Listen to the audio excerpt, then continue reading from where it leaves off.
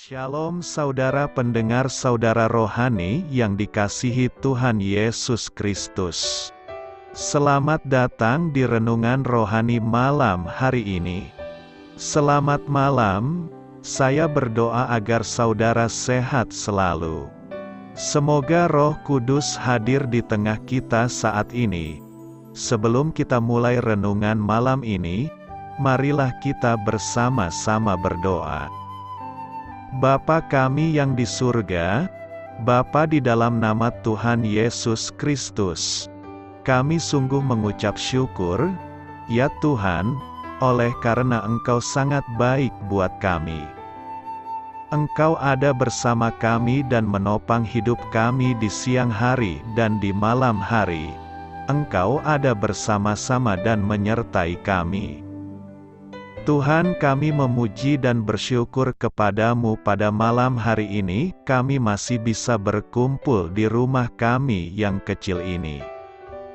Tuhan, saat ini kami hendak mendengarkan firman-Mu. Berilah pengetahuan dan bimbinglah hamba-Mu ini agar apa yang Engkau firmankan dapat bekerja sesuai kehendak-Mu. Buat kami jemaat-Mu, bukalah hati dan pikiran kami untuk mendengar dan menerima firman-Mu. Kiranya firman-Mu ini dapat menjadi berkat bagi kami. Berbicaralah Tuhan, kami sudah siap menerima firman-Mu.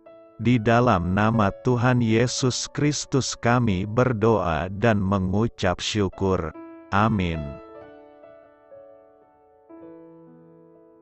Sahabat saudara rohani, pembacaan ayat emas Alkitab renungan kita malam hari ini. Nats pilihan kita adalah, Dia mengubah saat dan waktu, Dia memecat raja dan mengangkat raja. Tertulis dalam kitab Daniel 2 ayat 21. Kata kunci renungan pada malam ini adalah di balik tahta. Dan bacaan kita pada malam ini terambil dari kitab Ester 1 ayat 17 sampai dengan ayat 20. Karena kelakuan sang ratu itu akan merata kepada semua perempuan, sehingga mereka tidak menghiraukan suaminya. Apabila diceritakan orang, Raja Ahasveros menitahkan, supaya Wasti, sang ratu, dibawa menghadap kepadanya, tetapi ia tidak mau datang. Pada hari ini juga istri para pembesar raja di Persia dan Media yang mendengar tentang kelakuan sang ratu akan berbicara tentang hal itu kepada suaminya, sehingga berlarut-larutlah penghinaan dan kegusaran.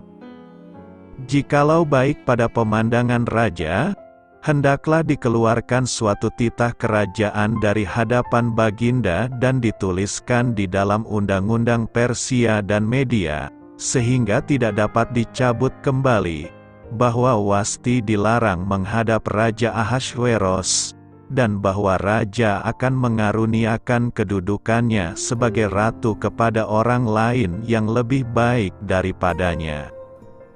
Bila keputusan yang diambil raja kedengaran di seluruh kerajaannya, alangkah besarnya kerajaan itu, maka semua perempuan akan memberi hormat kepada suami mereka, daripada orang besar sampai kepada orang kecil. Terambil dari kitab Ester 1 ayat 17 sampai dengan ayat 20. Topik dari ayat emas renungan kita adalah, Raja paling kuat hanyalah sebuah bidak di tangan raja segala raja. Mari kita mulai renungan malam kita. Untuk memulai hal baik, serahkanlah segala sesuatu hanya kepada Tuhan. Mari kita mulai segmen kisah inspiratif. Di sepanjang hidup, saya telah menyaksikan orang-orang jahat bangkit menduduki tampuk kekuatan politik dan militer, membuat banyak kesalahan besar, lalu menghilang di balik layar. Bahkan para pemimpin yang baik pun meninggalkan catatan yang mengandung kesalahan dan kelemahan.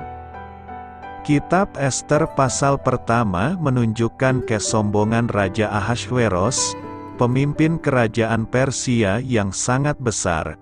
Ia menyelenggarakan sebuah pesta besar-besaran untuk memamerkan kekayaan dan kemegahannya.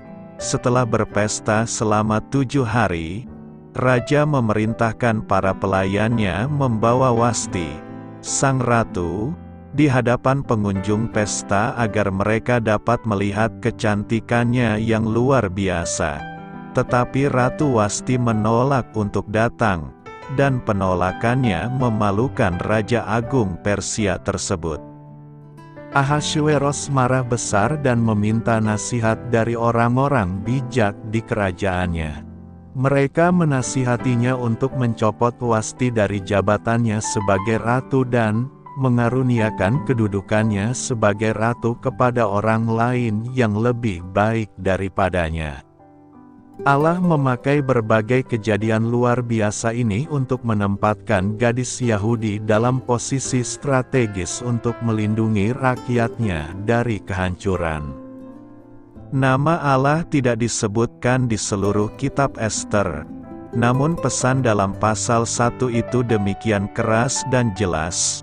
Allah dapat menciptakan kebaikan dari segala sesuatu, bahkan ketika orang-orang yang punya kekurangan dan cenderung melakukan kesalahan terlibat di dalamnya.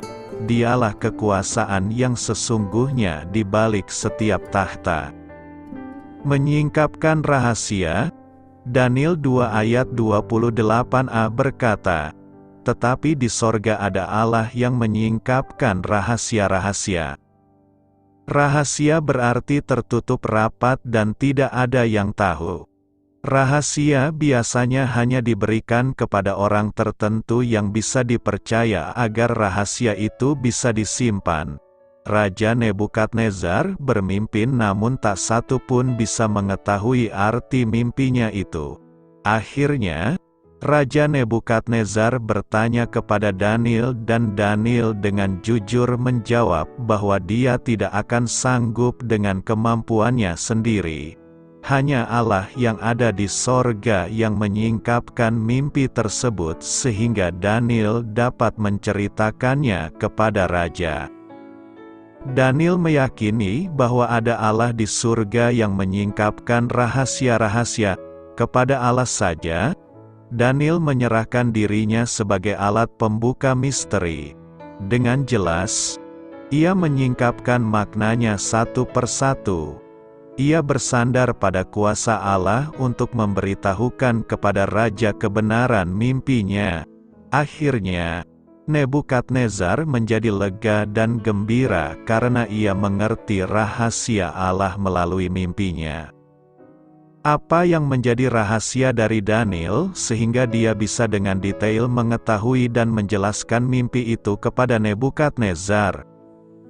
Ketika dia pertama kali mendengar bahwa raja hendak memusnahkan semua orang bijaksana di Babel karena tidak sanggup menjelaskan mimpi itu kepada Nebukadnezar, dia meminta izin supaya dapat menghadap raja dan meminta kepadanya supaya ia diberi waktu untuk memberitahukan makna itu kepada raja. Kemudian pulanglah Daniel dan memberitahukan hal itu kepada Hananya, Misael dan Azaria, teman-temannya, dengan maksud supaya mereka memohon kasih sayang kepada Allah semesta langit mengenai rahasia itu, supaya Daniel dan teman-temannya jangan dilenyapkan bersama-sama orang-orang bijaksana yang lain di Babel. Daniel tidak menggunakan kebijaksanaan dan kepandaiannya sendiri. Dia tidak gegabah untuk mencoba menjawab dengan caranya sendiri, melainkan dia mencari teman-temannya yang juga takut akan Tuhan. Bersama-sama mereka Daniel memohon kasih sayang kepada Allah semesta langit mengenai rahasia itu. Dan setelah Tuhan memberitahukan semuanya itu, dengan penuh ucapan syukur dia mengatakan, "Ya Allah nenek moyangku, kupuji dan kumuliakan Engkau, sebab Engkau mengaruniakan kepadaku hikmat dan kekuatan, dan telah memberitahukan kepadaku sekarang apa yang kami mohon kepadamu. Engkau telah memberitahukan kepada kami hal yang dipersoalkan Raja. Betapa pentingnya dengan siapa kita menghubungkan diri dengan sahabat-sahabat dunia ini, karena itu akan menentukan apakah kita menjadi dekat kepada Tuhan atau menjauh daripadanya. Dan lebih lagi adalah bagaimana kita selalu terhubung dengan Tuhan untuk setiap pergumulan dan permasalahan yang kita hadapi, serta mengucap syukur kepadanya untuk setiap campur tangannya. Rahasia akan terungkap jika kita memiliki hubungan yang baik dengan Allah. Allah akan menyingkapkan rahasia-rahasianya bagi kita agar kita bisa mengetahui masa depan. Karena itu, teruslah menjalin hubungan yang baik dengan Tuhan agar Allah menyingkapkan rahasianya kepada kita. Apa arti mimpi Nebukadnezar di Daniel 2? Pada waktu-waktu tertentu, Tuhan telah menggunakan mimpi untuk berkomunikasi dengan manusia. Salah satu dari orang-orang itu adalah Raja Nebukadnezar dari Babel. Daniel 2 menceritakan bagaimana Daniel menafsirkan mimpi Nebukadnezar, di mana Tuhan memberikan gambaran tentang kejadian-kejadian dunia di milenium yang akan datang. Latar belakang karakter Raja Nebukadnezar memerintah dari tahun 605 hingga 562 sebelum Masehi, memperluas kekaisaran Babilonia, menaklukkan Yerusalem dan mendeportasi orang-orang Yahudi. Dalam prosesnya, Daniel adalah salah satu dari mereka yang dideportasi dari Israel dan diberikan pendidikan di istana raja. Ketika Tuhan memberikan Daniel hikmat untuk menafsirkan mimpi raja, hal itu meluncurkan karir panjang Daniel sebagai pemimpin politik, penasihat terpercaya, dan nabi terkenal. Ancaman Nebukadnezar. Suatu malam, Nebukadnezar terbangun ketakutan karena mimpi. Raja memanggil orang majusnya untuk menafsirkan mimpi buruk itu. Ini adalah prosedur standar dalam budaya yang sangat mementingkan mimpi dan maknanya. Namun, dia menambahkan persyaratan yang belum pernah ada sebelumnya. Katakan padaku apa mimpiku dan tafsirkannya. Jadi, orang bijak kerajaan tidak hanya harus memberikan tafsir mimpinya, mereka juga harus menceritakan mimpi itu sendiri. Hukuman bagi kegagalan adalah kematian. Setiap pesulap, ahli sihir dan ahli nujum di kerajaan akan dieksekusi. Orang Majus yang khawatir itu menjawab, apa yang diminta raja itu terlalu sulit.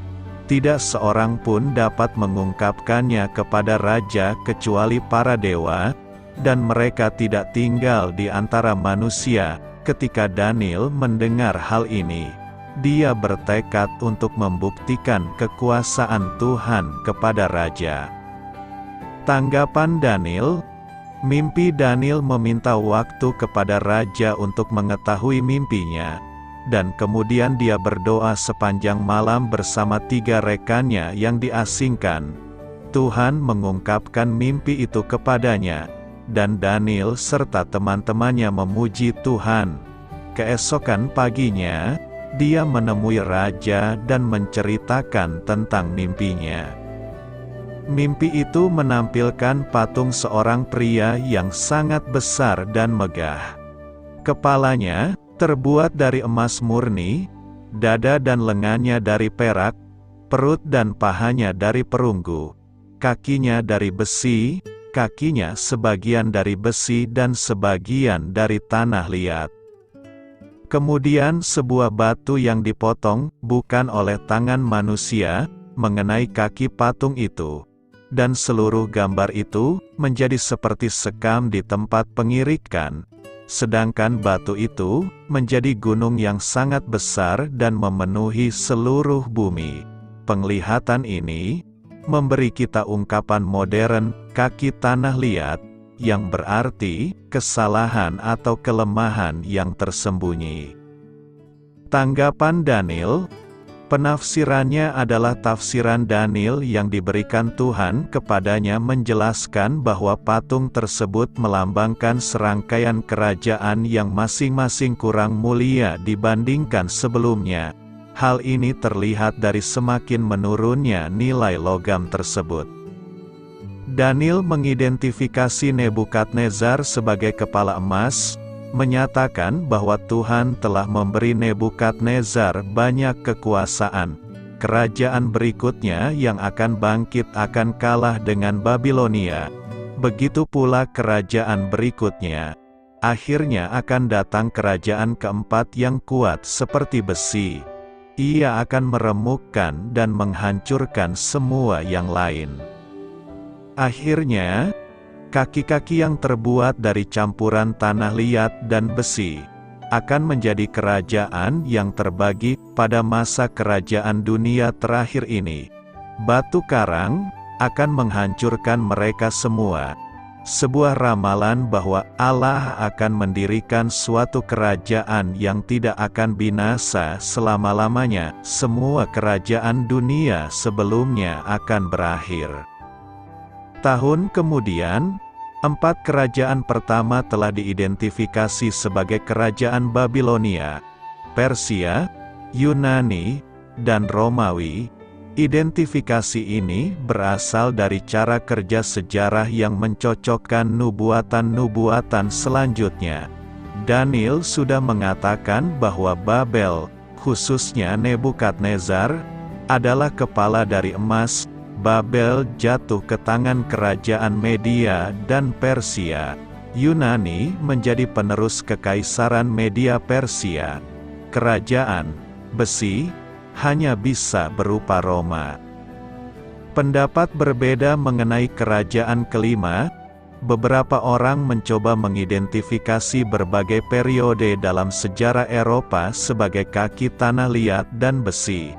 Yang lain mengklaim bahwa kaki tersebut mewakili sisa-sisa Roma yang terpecah sebelum diduga ditaklukkan oleh agama Kristen.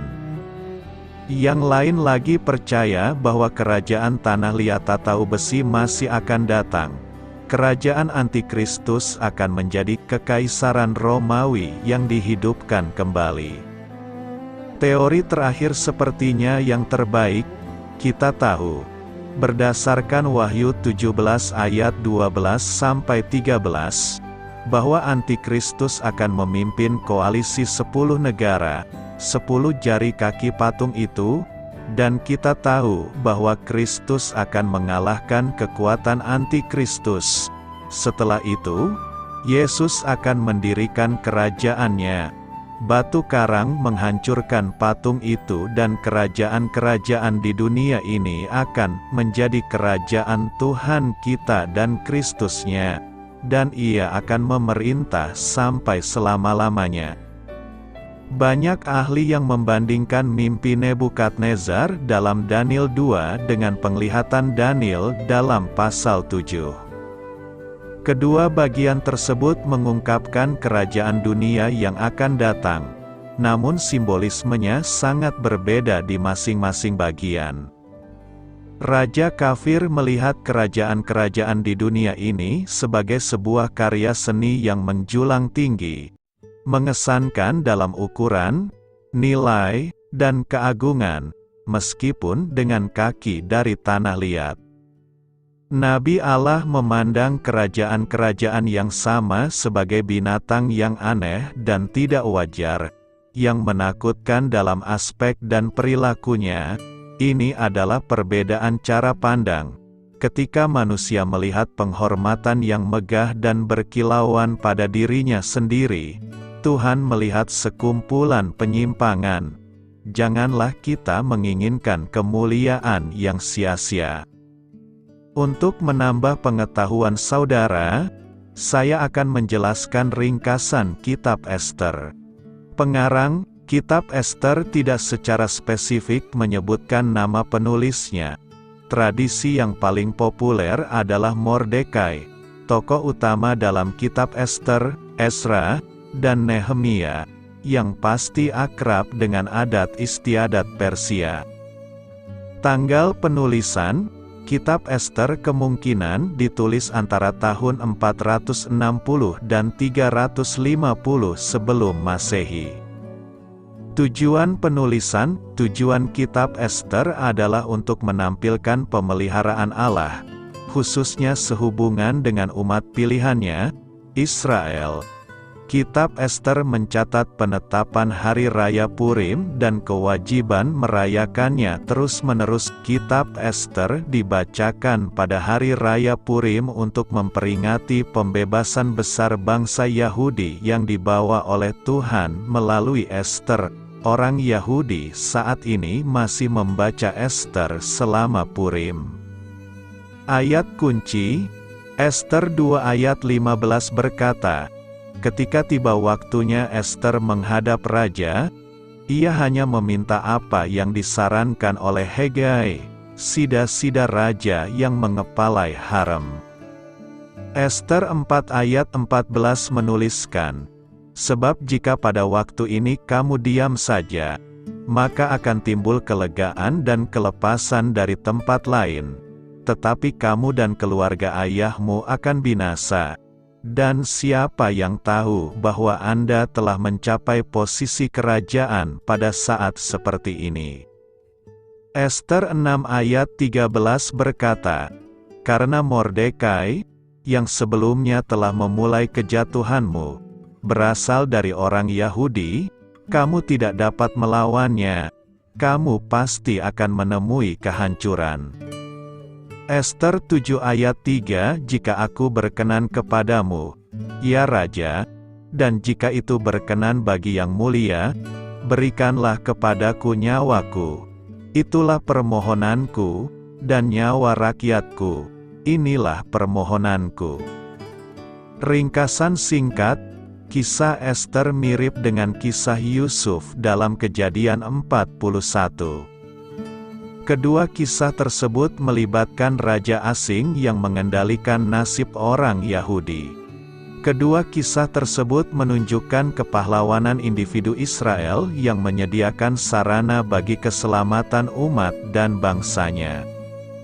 Tangan Tuhan terlihat jelas, bahwa apa yang tampak sebagai situasi buruk sebenarnya berada di bawah kendali Tuhan yang Maha Kuasa, yang pada akhirnya mengutamakan kebaikan masyarakat. Inti dari cerita ini adalah perpecahan yang sedang berlangsung antara orang Yahudi dan orang Amalek, yang tercatat dimulai dalam kitab Keluaran. Tujuan Haman adalah upaya terakhir yang dicatat dalam periode Perjanjian Lama mengenai pemberantasan total orang-orang Yahudi. Rencananya akhirnya berakhir dengan kematiannya sendiri, dan diangkatnya musuhnya, Mordekai, ke posisinya sendiri, serta keselamatan orang-orang Yahudi. Pesta adalah tema utama kitab ini, ada 7 perjamuan yang tercatat, dan banyak peristiwa yang direncanakan, atau diekspos pada jamuan makan ini. Meskipun nama Tuhan tidak pernah disebutkan dalam buku ini, terlihat jelas bahwa orang-orang Yahudi di Susa meminta campur tangannya ketika mereka berpuasa selama 3 hari. Meskipun hukum yang membolehkan pemusnahan mereka ditulis berdasarkan hukum Media dan Persia, sehingga tidak dapat diubah, jalan telah dibuka agar doa-doa mereka terkabul. Ester mempertaruhkan nyawanya dengan tidak hanya sekali menghadap raja tanpa diundang, melainkan 2 kali. Dia tidak puas dengan kehancuran Haman, dia berniat menyelamatkan rakyatnya. Penetapan Hari Raya Purim ditulis dan dilestarikan agar semua orang dapat melihatnya dan masih diperingati hingga saat ini. Umat pilihan Tuhan, tanpa menyebut namanya secara langsung, diberikan penundaan eksekusi melalui kebijaksanaan dan kerendahan hati Ester. Dalam kitab Ester, kita melihat di balik layar perjuangan setan yang sedang berlangsung melawan tujuan Allah dan khususnya melawan Mesias yang dijanjikannya. Masuknya Kristus ke dalam umat manusia didasarkan pada keberadaan ras Yahudi. Sama seperti Haman yang berkomplot melawan orang-orang Yahudi untuk membinasakan mereka, demikian pula setan membuat dirinya melawan Kristus dan umat Allah. Sama seperti Haman yang dikalahkan di tiang gantungan yang ia bangun untuk Mordekai, demikian pula Kristus menggunakan senjata yang dirancang musuhnya untuk menghancurkan dia dan benih rohaninya. Karena salib, yang digunakan setan untuk membinasakan Mesias, adalah sarana yang melaluinya Kristus telah membatalkan hukum tertulis, beserta peraturan-peraturannya, yang menentang kita dan yang menentang kita. Dia mengambilnya, memakukannya di kayu salib. Dan setelah melucuti penguasa-penguasa dan penguasa-penguasa, ia menjadikan mereka tontonan umum dan menang atas mereka di kayu salib, sama seperti Haman digantung di tiang gantungan yang ia bangun untuk Mordekai. Demikian pula iblis dihancurkan oleh salib yang ia dirikan untuk menghancurkan Kristus. Kitab Ester menunjukkan pilihan yang kita buat antara melihat tangan Tuhan dalam keadaan hidup kita dan melihat segala sesuatu hanya sebagai kebetulan. Tuhan adalah penguasa alam semesta yang berdaulat dan kita dapat yakin bahwa rencananya tidak akan tergerak oleh tindakan manusia jahat belaka. Meskipun namanya tidak disebutkan dalam kitab ini, pemeliharaannya terhadap umatnya, baik individu maupun bangsa, terlihat jelas di seluruh kitab ini. Misalnya saja, kita pasti melihat Yang Maha Kuasa memberikan pengaruhnya terhadap insomnia yang dialami Raja Xerxes, melalui teladan Mordekai dan Ester. Bahasa cinta diam yang sering digunakan Bapa kita untuk berkomunikasi langsung dengan roh kita ditampilkan dalam buku ini. Ester terbukti memiliki roh yang saleh dan mudah diajar, serta menunjukkan kekuatan yang besar dan ketaatan yang rela. Kerendahan hati Ester sangat berbeda dengan sikap orang-orang di sekitarnya, dan hal ini menyebabkan dia diangkat ke posisi ratu. Beliau menunjukkan kepada kita bahwa tetap penuh hormat dan rendah hati, bahkan dalam keadaan sulit atau bahkan mustahil secara manusiawi, seringkali membuat kita menjadi wadah berkat yang tak terhitung bagi diri kita sendiri dan orang lain. Kita sebaiknya meniru sikap salehnya dalam segala bidang kehidupan, terutama dalam menghadapi cobaan.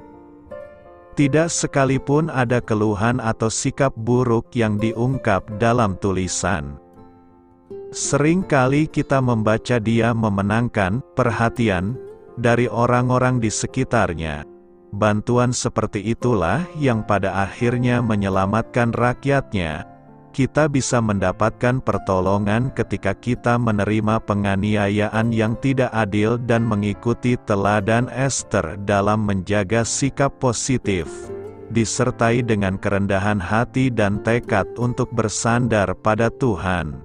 Siapa yang tahu selain bahwa Tuhan menempatkan kita pada posisi seperti itu, pada saat seperti ini?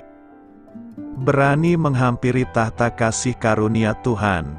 Ibrani 4 ayat 16 berkata, "Sebab itu marilah kita dengan penuh keberanian menghampiri tahta kasih karunia, supaya kita menerima rahmat dan menemukan kasih karunia untuk mendapat pertolongan kita pada waktunya." Keberanian adalah kunci kesuksesan. Keberanian sangat kita butuhkan untuk menghampiri tahta kasih karunia Allah. Ada banyak hal yang membuat kita tidak mampu menghampiri tahta kasih karunia Tuhan dengan berani. Mungkin kita ragu bahwa Tuhan mau menolong kita, atau kita merasa tidak pantas untuk menghampiri tahta kasih karunia Tuhan. Mari kita melihat kisah Yosua, ketika 5 raja orang Amori menggempurnya saat bangsa Israel sedang berdiam di daerah Gibeon. Pasukan yang mereka hadapi saat itu sangat mengenal area pertempuran dan jumlahnya pun lebih banyak dari tentara Israel. Namun, dengan berani Yosua memimpin barisannya maju berperang. Ia percaya bahwa Tuhan menyertai mereka dan sesuai janjinya, Dia akan menyerahkan para musuhnya ke dalam tangannya. Tuhan pun mengirim roh kebingungan dan menurunkan hujan batu untuk meluluh lantakkan pasukan Amori. Setelah itu, Yosua bahkan meminta agar matahari dan bulan berhenti. Alkitab mencatat bahwa tidak pernah ada hari seperti itu, sebelum dan sesudahnya, di mana Tuhan mendengarkan seorang manusia dengan cara demikian. Seperti Yosua, saat berbagai masalah menerpa dan mengepung kita, marilah dengan penuh keberanian kita menghampiri tahta kasih karunia-Nya. Terlebih lagi karena kita telah memiliki Yesus sebagai imam besar yang menjadi pengantara kita dengan Allah. Percayalah, Tuhan sudah menentukan kita untuk menjadi pemenang atas kehidupan kita di dunia ini. Masalah yang kelihatan besar dapat dipakai oleh Tuhan untuk memperlihatkan kuasa-Nya yang jauh lebih besar. Ia pasti memberikan pertolongan untuk kita tepat pada waktunya. Carilah kehendak-Nya dan berdoalah untuk hal-hal yang besar dan ajaib. Maka kita akan melihat bagaimana Roh Allah bergerak dan melakukan hal yang mustahil untuk kita. Nasib kita akan berubah, dan yang terutama adalah nama Tuhan dipermuliakan. Hanya mereka yang punya keberanian saja yang akan mendapatkan lebih banyak kasih karunia. Semakin mereka berani mendekati tahta kasih karunia, semakin banyak anugerah Allah yang akan mengalir dalam kehidupan mereka. Semakin mereka takut dan melihat diri mereka tidak seperti Allah melihat mereka, maka semakin sedikit mereka menikmati apa yang ada di tahta kasih karunia. Keberanian adalah lawan dari ketakutan. Keberanian yang dimaksudkan Alkitab adalah identik dengan iman. Sebab mereka yang memiliki iman pasti memiliki keberanian. Kita bisa melihat dalam keseluruhan pasal 11 dari kitab Ibrani bagaimana para pahlawan-pahlawan iman menghadapi situasi sulit dan mustahil untuk diselesaikan, tetapi dengan iman mereka bisa menghadapi dan menang. Tetapi tanpa iman tidak mungkin orang berkenan kepada Allah. Sebab barang siapa berpaling kepada Allah, ia harus percaya bahwa Allah ada, dan bahwa Allah memberi upah kepada orang yang sungguh-sungguh mencari Dia. Jadi hanya dengan imanlah semua yang ada di tahta kasih karunia, itu akan mengalir dalam kehidupan kita. Karena itu, hampirilah setiap waktu tahta kasih karunia, dengan iman sebab di sana telah duduk imam besar agung kita yang siap membela kita, maka kita akan menerima rahmat dan menemukan kasih karunia untuk mendapat pertolongan kita pada waktunya. Iman membuahkan keberanian, ketakutan membuahkan kebimbangan. Pertanyaannya adalah hal apa yang akan kita alami ketika kita berani menghampiri tahta kasih karunia? Pertama, kita dapat bergaul dalam keintiman dengan Bapa Sorgawi. Ibrani 4 ayat 14, karena kita sekarang mempunyai imam besar agung, yang telah melintasi semua langit, yaitu Yesus, Anak Allah. Baiklah kita teguh berpegang pada pengakuan iman kita. Imam besar adalah orang nomor 1 di dalam sistem keimaman dalam kepercayaan Yudaisme. Tugas seorang imam besar adalah mewakili bangsa Israel pada hari raya pendamaian. Pada hari itu, ia akan masuk melalui sebuah tirai ke dalam ruang Maha Kudus untuk mempersembahkan darah domba di atas tahta kasih karunia. Dengan melakukannya, maka dosa umat Israel diperdamaikan.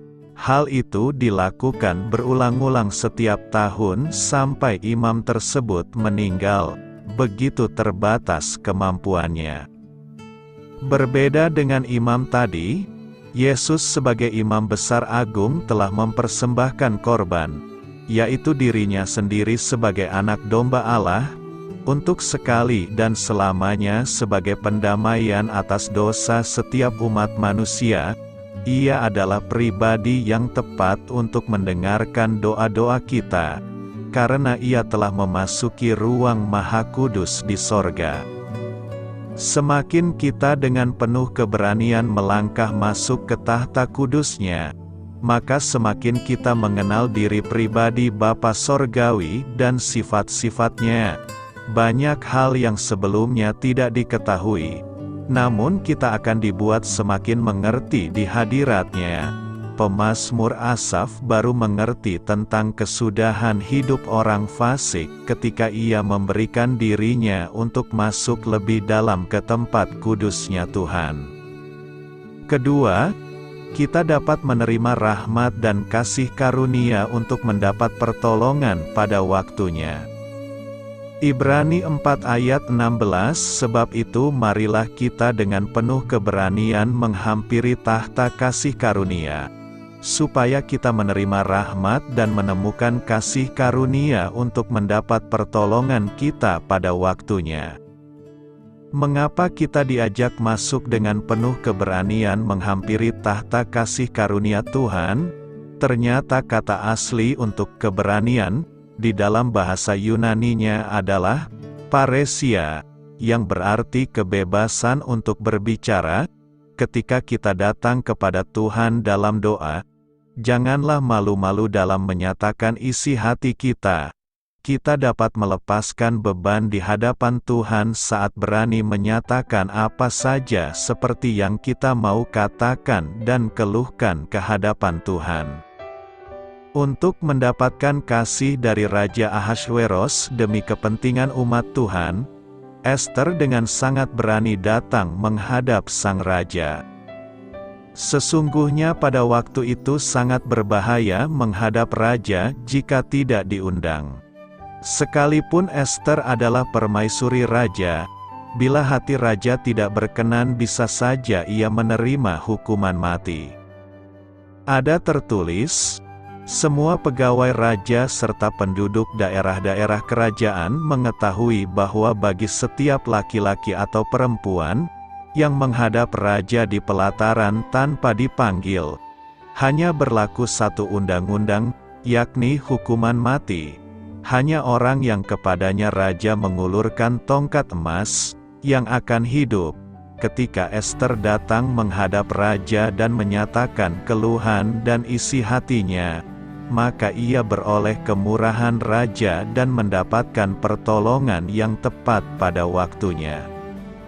Mari umat Tuhan, saat ini berbeda dengan zaman Ester. Oleh darah Yesus kita sekarang dengan penuh keberanian dapat masuk ke dalam tempat kudus. Karena Yesus sendiri telah membuka jalan yang baru dan yang hidup bagi kita melalui tabir, yaitu dirinya sendiri, dan akhirnya kita dapat menghadap hadirat Allah setiap saat. Karena itu, gunakanlah keberanian yang diberikannya kepada kita untuk menghampiri tahta kasih karunia-Nya. Beritakanlah Injil kepada segala makhluk, hormatilah semua orang. Selamat beristirahat malam dalam kasih setia Tuhan. Doa saya menyertai saudara sekalian. Mari bertumbuh dalam iman bersama saudara rohani. Saya memberkati Anda agar sewaktu Anda mencarinya dari Dia, Bapa Surgawi Anda akan memberikan bagi Anda roti harian Anda. Dalam nama Yesus Kristus.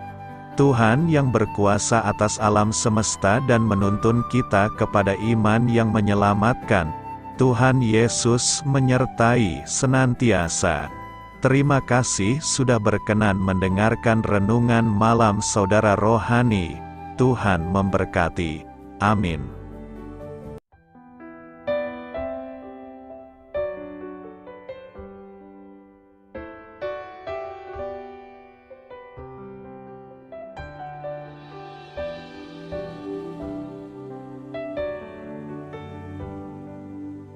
Marilah kita renungkan, sahabat saudara rohani, demikianlah renungan firman Tuhan malam hari ini. Semoga menjadi berkat di dalam hidup kita dan menjadikan kita pribadi yang lebih baik. Sebelum kita beristirahat pada malam hari ini, marilah kita berdoa. Bapa kami yang di surga, Bapa di dalam nama Tuhan Yesus Kristus, kami sungguh mengucap syukur, ya Tuhan, oleh karena Engkau sangat baik buat kami. Engkau ada bersama kami dan menopang hidup kami di siang hari dan di malam hari. Engkau ada bersama-sama dan menyertai kami, ya Tuhan Yesus. Kami mengucap syukur untuk firman-Mu, ya Tuhan, yang memberikan kami kekuatan dan menyadarkan kami bahwa kami tidak perlu takut dengan gelap dan malam. Sebab Tuhan, Engkau ada bersama kami. Engkau melindungi kami dan menjadi perisai bagi kami hamba-Mu berdoa saat ini. Tuhan, untuk setiap pendengar renungan ini yang mengalami ketakutan, kecemasan, kegelisahan, pada situasi gelap dan malam hari di dalam nama Tuhan Yesus Kristus. Kuasa Tuhan melepaskan mereka dari segala ikatan roh-roh ketakutan yang mengikat mereka saat ini. Tuhan melepaskan setiap anak-anak-Mu dari segala rasa takut dan kecemasan. Di dalam nama Tuhan Yesus segala kuasa-kuasa roh jahat, kuasa setan iblis yang mengganggu anak-anak-Mu, ya Tuhan, tolong hancurkan dan halaukan dengan kuasa-Mu. Dalam nama Tuhan Yesus Kristus, berkati setiap kami anak-anak-Mu, ya Tuhan, dan lindungilah kami. Kami aman di dalam Engkau. Ya Tuhan, penuhilah setiap hati kami dengan keberanian, damai sejahtera, dan sukacita serta ketenangan yang dari Tuhan. Berkati kami di malam hari ini, saat kami tidur dan beristirahat. Kuasa-Mu, ya Tuhan, menaungi setiap kami, memberkati dan melindungi kami. Bangunkanlah kami kembali besok pagi dengan kekuatan yang baru, tubuh yang sehat diberkati Tuhan, dan berkat-berkat yang baru Tuhan sediakan bagi kami. Terima kasih, ya Tuhan, kami sungguh mengucap syukur untuk firman-Mu yang menguatkan kami. Dalam nama Tuhan Yesus Kristus Juru Selamat kami, Bapa kami yang baik, kami mengucap syukur dan berdoa haleluya. Amin. Biarlah firman Tuhan menjadi pengingat untuk kita semua, bahwa tuntunan dari Roh Kudus akan selalu memberi jalan keluar bagi setiap permasalahan hidup kita, dan memberi kedamaian di hati kita. Amin. Sampai jumpa di renungan malam saudara rohani berikutnya.